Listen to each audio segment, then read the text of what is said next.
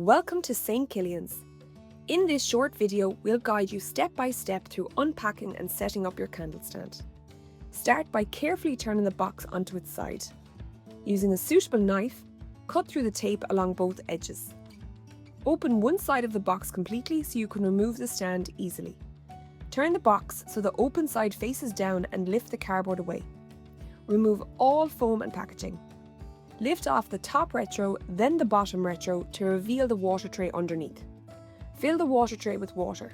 The water should come to about 2 inches or just below your knuckle, enough to ensure each candle extinguishes safely.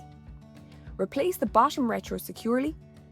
Apply a light coat of silicone spray to the bottom retro to make servicing the next time easier.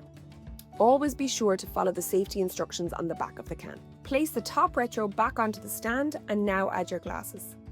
Firstly, insert the colour glass into each holder, followed by the clear middle glass, finally placing the inner glass on top. Open the box of St Killians candles and remove the lid. Place the candle box onto the designated shelf.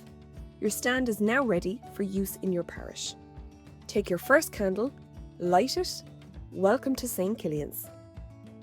St Killians, the safest, cleanest candle burning system in the world.